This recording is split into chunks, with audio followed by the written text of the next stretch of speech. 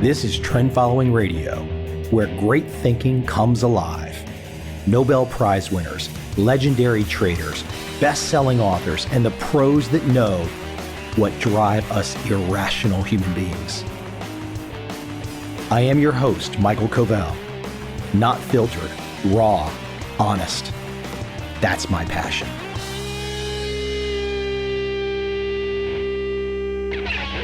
I've been working on a project for the last couple years. Maybe I've been working on a project for 50 years. I'm not sure exactly. But in the middle of that project, I became curious about the 1960s. I became very curious about the origins of the Vietnam War. I became even more curious about a World War II general named Douglas MacArthur and the advice that MacArthur gave JFK in 1961, and the same advice that MacArthur gave to LBJ in 1964 as he lay on his deathbed. And it just so happens, through the magic of the internet, I found an article that caught my eye, an article that went into this discussion. The famed general from World War II giving advice to these two presidents in the 1960s. One arguably listened, the other did not. And the author of that article turned out to be a pretty interesting guy. His name, Mark Perry. Mark is an American author specializing in military intelligence and foreign affairs analysis. 10 books to his name, quite accomplished, quite a perspective, has dug in and done the research. I cannot claim to have read all of Mark's books. In fact, I've not read any, but I read that one article and I knew the man behind that article was going to be interesting. And once I asked him on the show, I then realized, oh, wow, he really has quite the background. Without any further delay, let's jump right into my guest today, Mark Perry, and discuss one particular vantage on the origins of the Vietnam War.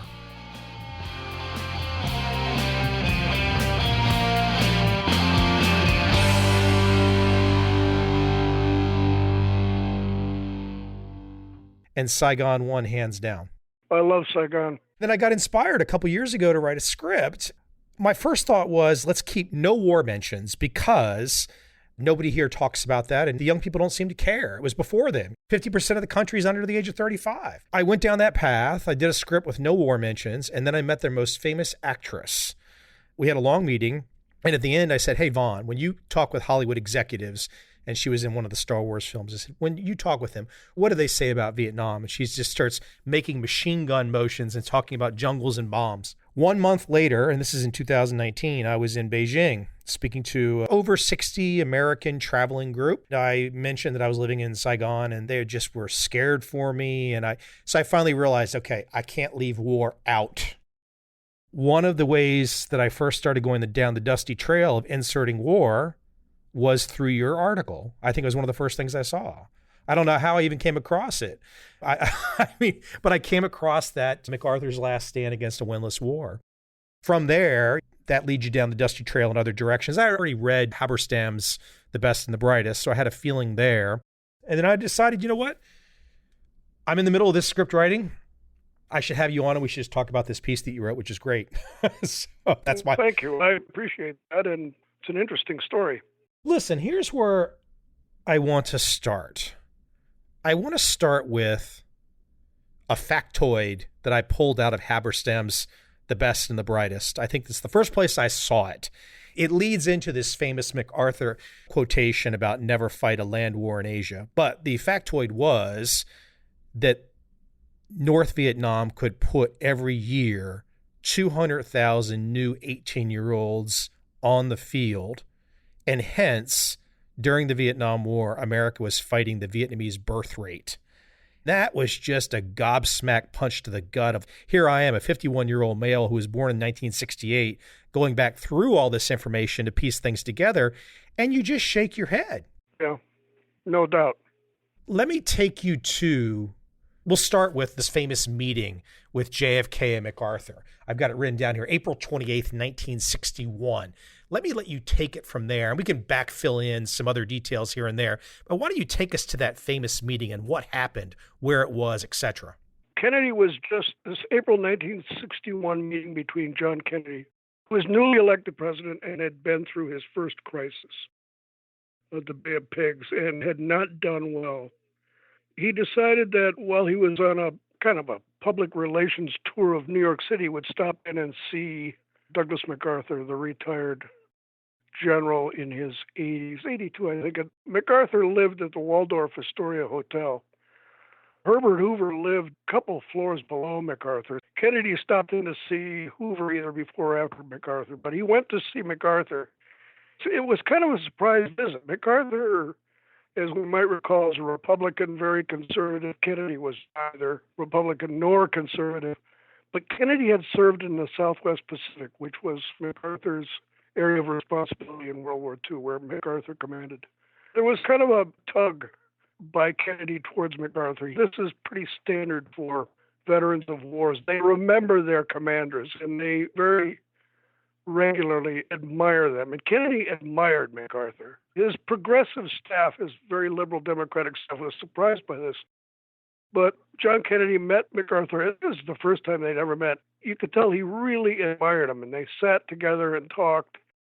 They talked about what men who are veterans of war talk about. They talked about the war. They talked about politics. They talked about the future. And Kennedy was enraptured by what MacArthur had to say. And it was during this meeting that Douglas MacArthur first warned Kennedy about getting involved in Asia. It was about the numbers. MacArthur just said, if you get involved in Laos and Vietnam, and those were the two major foreign policy topics at the time, if you get involved in Laos or Vietnam, you're just going to have crowds of young men coming at you. You're never going to be able to match the enemy on the ground. Don't get involved in a land war in Asia. After the meeting, Kennedy would repeat this to his staff, who were pushing him to get involved in a land war. Later, after Kennedy's death, they did the same with Lyndon Johnson, and unfortunately, Johnson listened to them. And Kennedy would say to them, listen, if you can convince Douglas MacArthur that we ought to deploy troops and more troops to Vietnam, be my guest, and if you convince him, then I'll think about it, but otherwise I'm not going to do it. Honestly, the meeting between Kennedy and MacArthur has not been much of a subject for historians who have not written about it extensively, but I wrote about it extensively. Frankly, I found it somewhat surprising that these two men who are very unalike, I guess is the way to put it, these two men who are so unalike would find such common ground and would get along so well. I attribute it to their wartime experience was pretty common among World War II veterans to be able to exchange these kind, more than just pleasantries, but to have serious foreign policy discussions. And that's what this was. You've laid out a couple things there that for the casual listener, even those that might have paid more attention, the narrative is typically, well, America started pushing on Vietnam under Ike, and then Kennedy, and then LBJ, and then Nixon. And it always gets presented in the hindsight of history, at least unless you're not digging deep, this kind of linear path. And I would make the argument, and I'm curious to hear your view. I think I'm going to know where you're going to go. You've already laid it out to some degree. But it was quite different there with JFK and MacArthur talking. And then once JFK was gone, things changed big time. Yeah. The debate among my generation of Americans was draft eligible for the Vietnam War. So I followed this, and it's really consuming for, I guess our generation is called the boomers, is that whether Kennedy would have gotten us involved in Vietnam. If he hadn't died, would he have sunk both feet in as Lyndon Johnson did? I find his relationship with MacArthur as the biggest clue that we have as to what he would have done. And I'm absolutely convinced, and this has been an ongoing debate for my generation, I'm absolutely convinced he would not have. That after winning a re-election in 1964, which he would have won against Barry Goldwater, he would have said, that's it, we're bringing our boys home. I think the evidence for that is overwhelming. So the question is, in the four leaders that you've talked about, Eisenhower, Kennedy, Lyndon Johnson, Richard Nixon. Why is it that Kennedy would do that? Well, I think that Eisenhower would not have become involved in Southeast Asia either. And the difference between Eisenhower and Kennedy on the one hand, and Lyndon Johnson and Richard Nixon on the other, is that Eisenhower and Kennedy were combat veterans. Lyndon Johnson served in the military. Richard Nixon served in the military, but they were rear echelon veterans. They were not in the trenches. They didn't see war close up. It seems to me that that's a vital difference among the two. Eisenhower, despite the kind of rap against him as an interventionist, really wasn't. One of the few presidents during the Cold War actually cut the defense budget and famously warned us about the military-industrial complex. And we see in Kennedy's discussions with MacArthur is the same kind of deep skepticism about the deployment of troops overseas. And you just think how history might have been different had Kennedy lived and followed MacArthur's advice, as I think that he would have. Let me take you to this famous MacArthur line again, never fight a land war in Asia. Unpack that for the audience. Where that came from, where that thinking in MacArthur came from, which conflict was it that truly got him to think that way?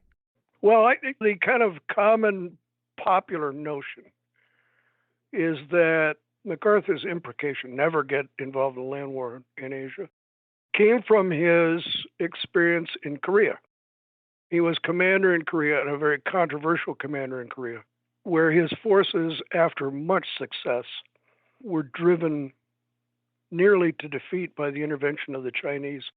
During this intervention, MacArthur, it is said, suggested the use of nuclear weapons, for which Harry Truman fired him. That's the kind of common notion of that period of history. That's not what happened.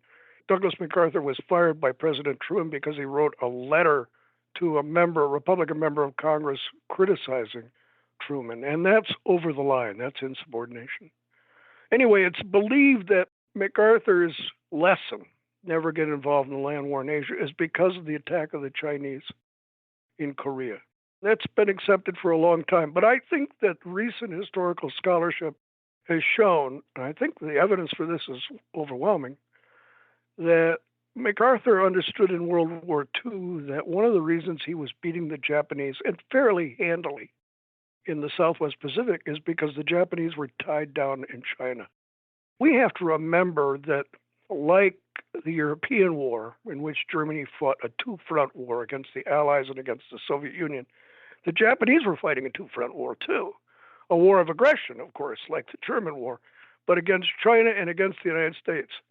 If the Chinese had not tied down the millions of Japanese soldiers in China, they would have been deployed against the United States, and we would have had a much more difficult time of it. We would have won because we had overwhelming weaponry, but they would have been able to bring to bear millions of soldiers that were already deployed in China. MacArthur knew this. I think there's strong evidence to suggest that it was understanding of the arithmetic of an Asian war that had such a profound impact on his thinking. He told Kennedy this. He said, you can win in the air and we have more weapons. But the one thing that the Soviet Union and that China can do is they can deploy millions and millions and millions of soldiers. And this puts the United States at a distinct disadvantage. I'm absolutely convinced it was his experience in World War II where the Japanese could be defeated because they were fighting the Chinese at the same time. It had such a significant impact on his thinking. Not only is it the arithmetic and the pure numbers, it's the willingness to deploy that arithmetic in perhaps ways that Western powers never would have deployed men. Yeah, I think there is that. There is an important book out on the Vietnam War called Hanoi's War, where the Politburo in Hanoi makes very grim decisions about how to defeat the United States. What's involved in those decisions is a kind of a gruesome calculus that the Vietnamese believed that they could suffer enormous numbers of casualties, dead and wounded, and still maintain military discipline in a coherent society. But that wasn't true for the United States. The United States would recoil from the loss of thousands of soldiers and decide that the price was too heavy, they would lose the will to prevail. The U.S. would lose the will to prevail because they simply could not take the casualties. The Vietnamese calculus was that they could take the casualties. I mean, I think there's a lot to that. That's a pretty sobering reality when you have the will to prevail on the battlefield is a calculus of numbers. Soviet Union, by the way, made the same calculation on the Eastern Front. They were willing to lose. They didn't have any choice, but still, they were willing to lose. Well, they lost 27 million people in World War II. That's an enormous number compared to what the United States sacrificed. So explain to me how a guy as smart as the then Defense Secretary McNamara, at least all the press clippings, and clearly the guy was, high IQ. How could somebody of that position, with all the people underneath him, not understand what Kennedy was told in 1951 when he came to Saigon by the then consular here in Saigon? How could McNamara not understand that Vietnam had been dominated by China for 1,000 years, dominated by the French for 350 years, Japanese in there for a couple decades, we're in there for a decade? Clearly, they must have understood that. How could they ignore that in good conscience? How could they ignore the motivation that the Vietnamese had to have their country? This is the question about the Vietnam conflict. How could we not know? The book, The Quiet American, that was in the 50s. I mean, they told us right there. Yeah, I know. But I remember I was in military school, and there wasn't much to do in military school except read and march around. Anyway, I remember looking at a copy of, I think it was Life magazine, 1965, had a full-color, 4-color spread on Americans and American deployments in Vietnam. They had a double page, right in the center of the magazine, picture, 4-color picture of the American base at Cam Ranh Bay in Vietnam. And it was unbelievable. Lines and lines of tanks and ships and aircraft and tents as far as you could see. And I looked at that picture and I can remember thinking, I was 15 years old. I remember thinking, how could we possibly lose? I just didn't believe it. The enormous numbers of resources that we could deploy, tanks, everything down to the canteens, the bullets, the millions of dollars we were willing to spend. It was inconceivable that we would lose, but we did. We did. You go back and you kind of dig around on this and you go into the Pentagon Papers. In 1965, there was a CIA report to McNamara and the President of the United States called the Will to Prevail Memo, in which CIA analysts giving a contrary report to what many were saying said, the Vietnamese have the will to prevail. They will fight us forever. Are we willing to do 20 years, 200,000 lives? That's what it'll take, and even then we might not win. They have the will, the Vietnamese have the will to prevail. And Lyndon Johnson looked at this memo and said, don't let anyone see this, bury it, and went ahead anyway. It's not as if people didn't know, but there was a belief in American resources and know-how. There was still this kind of, it's kind of like a mist that was in the air left over from World War II. And we fought the best light infantry in the history of the world was the German Wehrmacht. We defeated them. If we could defeat them, certainly we could defeat a bunch of pajama-clad insurgents in the jungles of Vietnam. But it turns out that that calculation and our belief in our can-do abilities, and McNamara was a scientist. He said, well, we have the best minds, the best data, and the data says, fill in the blank, we can win.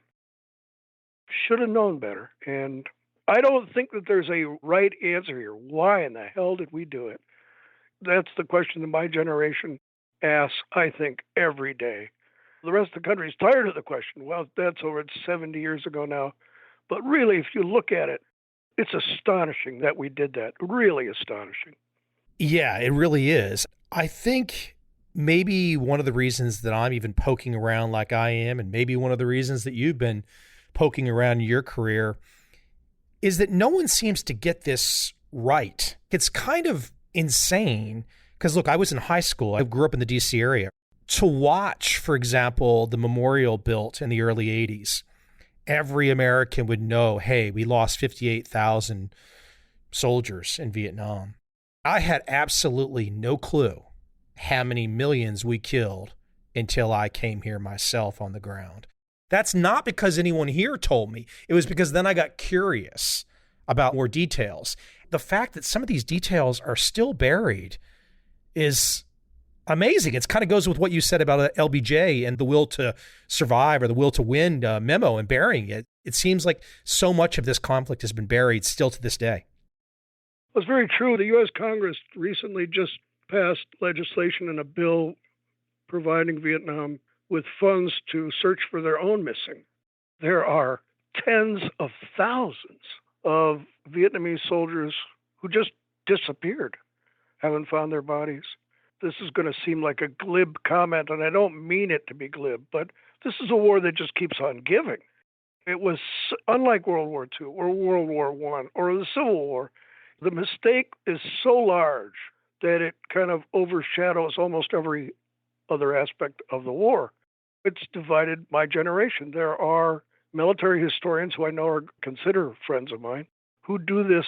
If only we had done X, we would have won. I just find that more than a little bit surprising. We didn't even come close to winning. And what would winning mean? And yet here we are debating it again. And if only we'd one more year, if only Abrams had been in charge instead of Westmoreland, if only. It's nuts. It's completely nuts. I mean, especially as someone who spent time here at LBJ. There's where the real curiosity from me starts to happen is what was going on with this guy? I mean, I've listened to the secret recordings where he's talking to McNamara and saying, I just want to go over there and kill some of those guys. Off the record conversation with reporters back in the day, reporters asked LBJ, President Johnson, why are we in Vietnam? He unzipped his pants, pulled it out, and said, this is why. Yeah. I'm not so sure it's true, but... But you're not so sure it's untrue? Well, it's the kind of thing that Lyndon Johnson is known for doing. He would apparently be naked a lot, and he would do this at the urinals in the men's room and would sit on the toilet in the Oval Office and have meetings. So, I mean, he was a really crass guy. Yeah, the interesting thing about John Kennedy and Lyndon Johnson is John Kennedy would have never have done that. And it wasn't simply a matter of upbringing or dignity or... It's that John Kennedy never thought that he had to prove his manhood. He'd seen the elephant, as they say in the military. He didn't need to show anybody that he was a brave guy. And I think Lyndon Johnson had that about him. He was a man's man. In that period in our history, that was important. I think that there was a sense inside of Lyndon Johnson that he hadn't really... You find this in an older generation, my uncle's generation. My uncle fought in World War II quite bravely, then served in the military for his life, including 2 tours in Vietnam. My uncle's brothers kind of looked up to him because he'd been there, he'd seen it, and while they'd all served, he was the one who'd really served. There was kind of a distance between them, and I think that had an effect on Lyndon Johnson, that he hadn't been in the front lines. He hadn't been in combat where John Kennedy had. I think it kind of haunted him. So he unzipped to show that he was as worthy as anyone and that he knew what the score was. We were going to show them that in a test of sheer wills, we would prevail. Well, in a test of sheer wills, we didn't. They did. I don't want to attribute too much to it. It's not why we lost in Vietnam, and it's not why we were in Vietnam, I don't think. But there is that, and I don't think we can underestimate it. I don't think we can underestimate the impact of World War II and our victory in World War II on why we were in Vietnam. It's just unthinkable that we would lose a war. We had been in the field with the best and won. There's a lot of psychological aspect of Vietnam that is too easily dismissed. I also think that there was real worry among progressive Americans and in the Democratic Party politics that if South Vietnam were to fall to the communists, as it was said at the time, or described at the time, that there would be blame assessed. When the Chinese Revolution triumphed over the nationalists in 1949 in China, there was a lot of finger pointing at this country, and it was ugly. People lost their jobs, their careers, their reputations, for underestimating the kind of challenge we faced. And Lyndon Johnson didn't want to pay that political price. You can slap aside the Viet Cong and you can bring the North Vietnamese to heel and kind of redress that balance and show that we were willing to stand up. That had a lot to do with our deployments in Vietnam, sadly. That certainly had an impact. Let's take this back to MacArthur, because when MacArthur was on his deathbed, I think this was 64 or 65, LBJ went to Walter Reed to see him. MacArthur gave the same warning that he gave to JFK, didn't he? Yes, he did. Yeah, he did. There's a class of American icons from World War II: MacArthur, Omar Bradley, Dwight Eisenhower, Mark Clark. All these major, Hap Arnold, all of these major commanders were very uncomfortable with our deployments in Vietnam. They were all anti-communists. But I think there was a sense among the senior commanders from World War II, what World War II taught was actually what we had learned, that our power was actually modest and limited. The lessons that we could draw from World War II were lost on somebody in the next generation like Lyndon Johnson, that you cannot fight prolonged wars in the hopes that the American people are going to go along with it. At the end of World War II, there were people trying to get out of the service. There were people who didn't want to, who having served in Europe, didn't want to go fight Japan, wanted it over. There was real exhaustion in the United States to the degree that there wasn't in Russia or Germany. And there was a sense that we were running out of time. We had to get this thing done because the American people were tired of the war. There's a famous and unknown commander of World War I by the name of Fox Connor, who understood American democracy and understood the limits of what a democracy could do in war. And he penned 3 rules for how you fight a war if the United States of America. You can't fight it alone, you can't fight it for long, and you can't fight it to lose. You've got to get in with everything you've got and get it over with. And you better do it with coalitions. You can't fight alone. I think that the senior commanders in World War II understood this, which is what made them so hesitant to support the Vietnam conflict. Of course, they did in public, but in private, they were much more careful. MacArthur is kind of the icon of this group, and he told Johnson, this isn't working, not going to work. As it turns out, after the Tet Offensive, Omar Bradley sat down with Lyndon Johnson and said, we better lower our expectations. And it was a crushing blow to Lyndon Johnson. He thought the military, the senior commanders, would appreciate what he'd done and they would stand strong behind him. They just weren't willing to do it. Kennedy's killed. Did everything spin on a dime that the moment Kennedy was killed, that the plans for escalation were in motion? Yes, I think so. Kennedy's assassination was one of those moments in American history that was a pivot. We don't really know, and we'll never know, what Kennedy would have actually done. I'm convinced he would have gotten us out. But there's no question that once he was assassinated, that Lyndon Johnson was willing to do things that he wasn't. If you lived at the time, you kind of didn't notice for quite a while what was happening. Lyndon Johnson would come up, stand behind the lectern, and he'd say, I've decided today to send 17,000 more troops to fight in Vietnam. And then a month later, he'd say, I've decided to send another 10,000. You sit there in front of the TV or you read about it in the newspaper, you say, well, that's not bad, just 10,000. Just 10,000 more, just another 17,000. And then you wake up one day and you realize there's 540,000 Americans in Vietnam, fighting in Vietnam. And you think, how did we get here? How did this happen? It seemed at the time to be a long, drawn-out, protracted process. At the time, it seemed that way. Now it was in a period of 3 years we did this, but which is a comparatively short time. But at the time, you were kind of taken by surprise. Wait a second. We didn't sign up for 540,000. We signed up for 10,000 at a time. I think that had its impact. Not everyone was by 1968, the anti-war movement in America was huge, but it, like the deployments to Vietnam, was a trickle. 10,000 at a time would show up for a rally, and then another 10,000. By 1969, 1968, you had 550,000 American troops in Vietnam and 500,000 people on the streets of America. This is one of these escalatory ladders, as they call them, that by 1969, it was clear the war was tearing this country apart.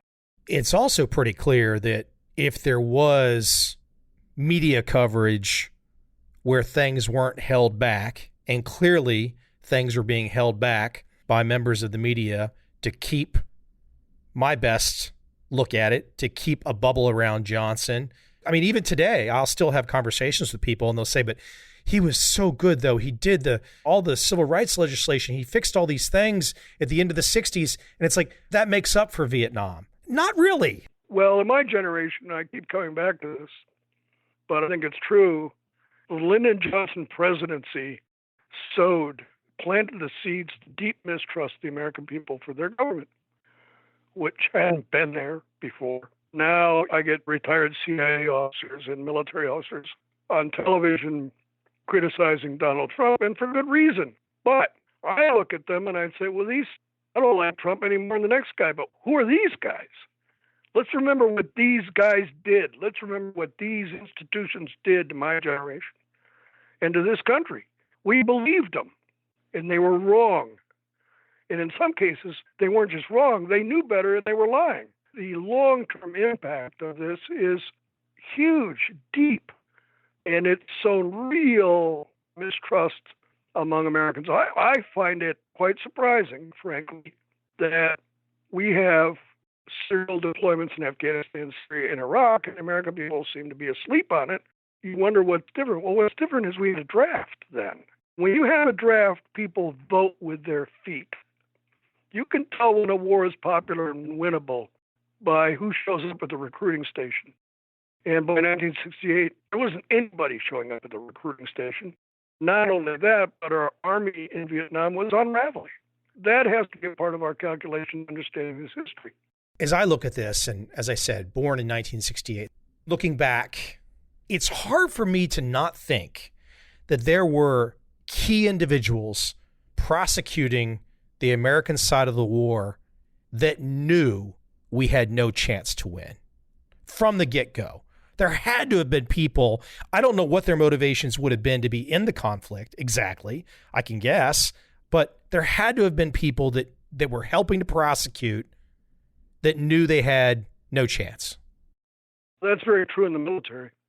Very, very true in the military.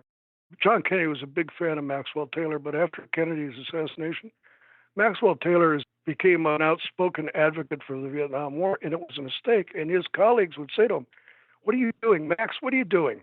Don't do this." I mean, I talked to General Bruce Palmer, who's a famous commander in Vietnam, and I saw him in a group of Vietnam veterans. I interviewed him afterwards, and I said, "Why are you spending a lot of time talking to Vietnam veterans? I mean, I know that you care about what happened in Vietnam." He said, "Listen, there's a contract between commanders and their soldiers." And I said, "A contract?" He said, "Yeah, a social contract." I said, "What is that?" "American soldiers promised to give their lives to their country, and we promised them that we won't waste their lives. That's the contract." He said, "We broke the contract. Mark, we broke the contract." That's a hell of an indictment for a military to say that. But there was no question in my mind that, with the exception of Westmoreland, there were commanders on the ground who knew we weren't winning and weren't going to win. But I don't want to go on and on here, but that's true in a lot of wars. If you take a look at the American Civil War, after Antietam, there were military commanders in the Confederate Army who thought that they didn't have a prayer of winning, but they fought anyway. In World War II, the Japanese, after Pearl Harbor, it was grim because they didn't destroy our aircraft carriers, and there were many of them who thought, we just did this. Why do we do this? We can't win. It's one of the terrible tales of war, is that people will fight to the last trench, to the last room in the Reichstag, knowing they're not going to win, but they're going to fight anyway. It's just one of the grim realities of war. And it was almost true in Vietnam. We did get out of there with our tail between our legs. It was bad. There were commanders in Vietnam, and there were politicians in the United States who we weren't going to win and prosecuted the war anyway. As we wind down, I have one last thought. I should have asked this earlier, but it's a quotation attributed to MacArthur. I don't know if he said it about JFK or to JFK in your article, MacArthur's Last Stand Against a Winless War. The quote, and I hope I'm not messing it up too much, but MacArthur said, "The chickens have come home to roost and you've moved into the chicken house." Why don't you explain that? Every president is saddled with his predecessor's legacy. John Kennedy and Dwight Eisenhower didn't get along. Kennedy called Eisenhower the old bastard. But one of the people that Kennedy went to see after the Bay of Pigs debacle, not the Cuban Missile Crisis, but the Bay of Pigs debacle, was Dwight Eisenhower. And Eisenhower said, "Young man, you shouldn't have done this." And Kennedy said, "But it was your plan." And Eisenhower said, "Did you check off the boxes?" Kennedy said, "Well, what do you mean?" He said, "Well, did you check with the Joint Chiefs of Staff? Were they really behind it? The CIA? Did you call the majority leader? Did you call the minority leader? Did you talk to the diplomatic corps? Did you call our allies?" Kennedy hadn't done any of it. When Kennedy saw MacArthur and kind of went in the wake of the Bay of Pigs, MacArthur said, "Listen, I know it was planned by Eisenhower, but you were saddled with it." The implication was Eisenhower would have never done it. He'd have planned it, he'd have talked about it, he'd have banged the table, but he wouldn't have done it. And that had an impact on Kennedy. There he was in the chicken house, and the chickens were coming home to roost. But he could have, and he should have made another decision. Well, the implication from MacArthur was, you're going to have a decision on Vietnam. You can make another decision. If you're the President of the United States, there's nothing that requires you to deploy American young men to fight in Vietnam. You can make another decision, as you could have at the Bay of Pigs. That had an impact on Kennedy. He was the President of the United States, not Dwight Eisenhower. He could make the decision or not make the decision. And if he'd have made the right one and lived, not been assassinated, we wouldn't have been in Vietnam. I'm convinced of it. I just thought of one more I've got to ask you about, and I believe this can be attributed to MacArthur as well, which is his comment about the domino theory. Even to this day, if I have conversations with people and they don't know as much as I might know about the conflict, and I know far less than you know, but I know a lot more than the average person. But if the domino theory comes up, most Americans will latch onto that as the primary reason that we were there.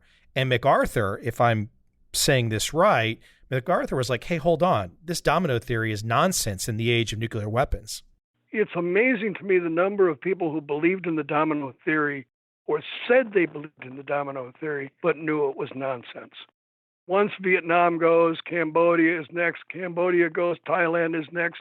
They're on to India. Indonesia will fall. I mean, it's ridiculous. It's never been the case. I think that MacArthur kind of understood grand strategy in this sense. If you look at the end of World War II and the divisions in the world between pro-Soviet and the pro-American positions, rather than go to war with the Soviet Union over these kinds of things, we cut up the pie. We partitioned Korea. We partitioned China between Taiwan and China. We partitioned Vietnam, North and South Vietnam. We partitioned Europe between Eastern Europe and Western Europe. We partitioned Palestine between Israel and the Arab Palestinian state. We partitioned Pakistan and India. And everywhere there was a partition, there was a war. Because partition was just a lazy person's judgment of how to resolve problems. It doesn't resolve anything. It entrenches problems. That's what MacArthur thought, that we were going to go through 40 or 50 years of partition wars. And he was right. He was absolutely right. It wasn't the domino theory that was going to dominate post-war strategy. It was a series of partition wars when we're only now just emerging from them, and we have one left in Korea. Well, I was going to say, but Korea, some of them could probably argue, well, that one worked. Well, I think you could also argue that Truman made the decision in 51, for the intervention in Korea because of the mistaken judgment on the part of the Soviet Union that we wouldn't fight to defend Korea. If we hadn't fought to defend Korea, Korea wouldn't be North Korea now. It would be a totally different country. That perhaps that intervention was mistaken. I'm not an expert at these things, but I will say this. I went to Vietnam in 1995. I didn't serve in Vietnam, but I went to Vietnam in 1995, and I landed in Hanoi, and I met a friend there who works there in an NGO on the ground, and he said, "So you tired? You want to go to the hotel, get some rest?" I said, "No, let's go." And we went out to a bar called the Apocalypse Now Bar. There was a helicopter in the bar coming out of the side of the bar, and there were pictures of the movie, and there were Americans in the bar. And I looked at my friend who was a Vietnam veteran. I said, "What did we do this for? Why did we do this?" I went to Ho Chi Minh City, went to Saigon, and the Bank of America buildings in the middle of the city. What were we thinking? If we'd have said, all right, listen, coalition government, which the Vietnamese would have accepted, they would have taken over. North Vietnamese communists would have taken over eventually. Well, we've shaken their hands and opened trade with them. We wouldn't have had to expend 58,000 lives. And we'd have Vietnam, what we have now, if not more so, an emerging economic powerhouse. Who wants to be closer with us again now, and we want to be closer with them. So we're right back to the starting point. That's right. So this was, I look back on the MacArthur-Kennedy exchange, and I think, well, these were the adults in the room, if only. But, I mean, that is the historical problem, isn't it? You can't relive it, and it's always if only. Yeah, let me share one with you, and then I'll tell you a little bit what I'm up to. I guess this was 3 or 4 years ago. I was staying at an Intercontinental Hotel in Ho Chi Minh City. I was given some forewarning that while Obama was in Ho Chi Minh City, he was going to be staying in this building that I was in. So it was locked down and all that kind of stuff. Most people didn't know where he was going to go. It was all kind of secret. But from the airport to District 1, probably a 15, 20-minute ride, there were lining the street the entire way hundreds of thousands of people.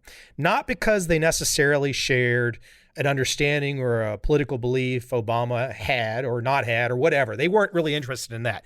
They were just interested in the fact that an American president was in their country, in their city, and they were so excited. If I could have captured that level of excitement to show fellow Americans this place 8,000 miles away from their shores, receiving an American president with enthusiasm that is never seen in America this day. Forget the numbers of people that go to a Trump rally or a Bernie Sanders rally. We're talking hundreds of thousands of people lining the streets. It was crazy. Amazing. It was crazy. Amazing. To be there and see it, it made me feel good. Look, you have got a lot of experience about this. You know this.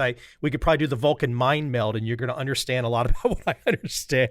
So I really appreciate you coming on. Is there any place you would like to send the audience to check your work out?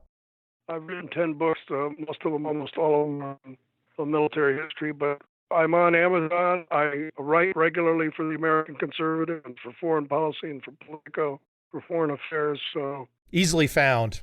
All you have to do is look on Mark Perry, author, and you'll see. Easily found. Listen, Mark, I appreciate you coming on. Well, I appreciate your having me. It's been great. I've enjoyed it. Thanks for noticing the article. I'm very complimented, and thanks for all the great questions, too.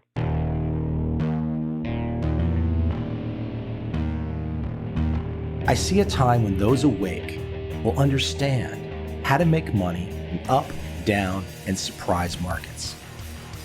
Whether new trader or experienced, college student or financial advisor, protecting against a crash or just trying to make a lot of money, trend following offers everyone an answer in uncertain times. To get started immediately, send me an email, michael@covel.com. I will send you the right trend following steps to take along with my free video. But if you want to buy and hold, trust the government and trust Wall Street, this is absolutely not for you.